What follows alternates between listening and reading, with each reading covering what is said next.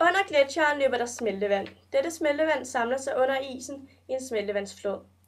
Floden eroderer sedimentet under isen og danner en dal. Dalen bliver efterhånden fyldt op med sand, grus og sten. Størrelsen er afhængig af vandhastigheden i smeltevandsdalen. Vandhastigheden afhænger af hældningen på dalen, vandføringen og bredden af floden.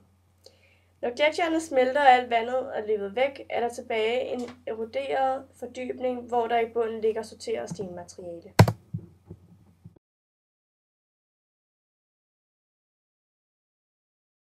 En ås er en slags bakke af morænemateriale. Der findes 2 forskellige slags åser, hvordan de kan blive lavet. En lukket dal eller en åben dal. Vandet med morænematerialet er oprørt, hvor det så kører igennem dalen, hvor det så falder af hen ad vejen, som så skaber bakken.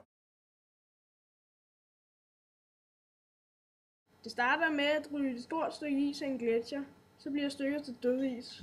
Så kommer der mudder, grus og ler over isen, som isolerer den. Efter ca. 100 år er dødisen smeltet.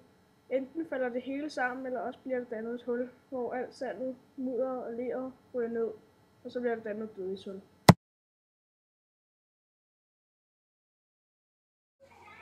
En randmoræne kan blive dannet på 2 måder. Den første måde er, at en gletsjer skubber alle sedimenter, der ligger foran randen, fremad.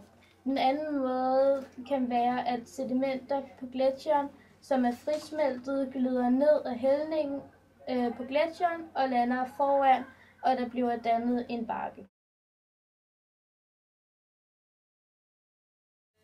Erosion er, når for eksempel vand eller vind kommer og slider på landskabet.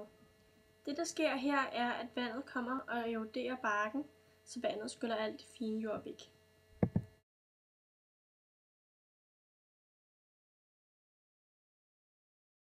Sandsten er en bjergart af sammenkittede sandkorn. Sandsten består hovedsageligt af feldspat og kvarts.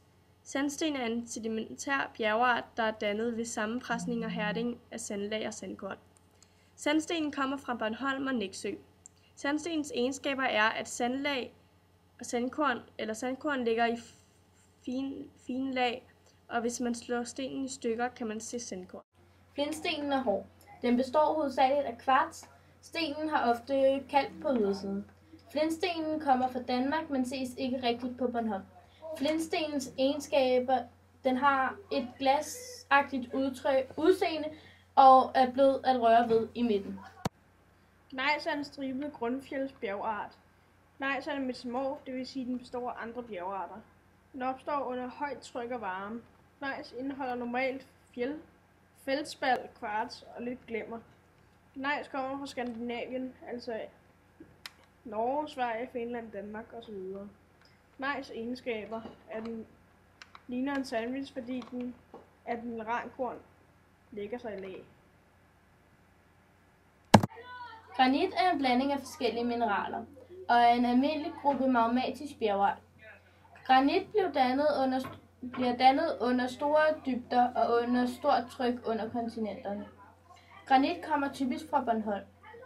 Granits egenskaber er, at de ofte har en rødligt skær og er ro at røre ved. Kalksten er en bjergart dannet af calciumkarbonat, som er dannet i vand. Den kommer fra havet. Dens egenskaber er, at den har et hvidligt skær og bobler, hvis man hælder svovlsyre på stenen. Basaltsten opstår ved lavaudstrømninger fra vulkaner eller sprækker på land eller på havbunden. Basalt består af sorte finkorn fra vulkansk aske. Basalt kommer fra Norge i Osloområdet. Basaltstens egenskaber er, at de har en mørk farve. Der findes også en anden slags, men den er mørk i baggrunden med lidt lysere pletter.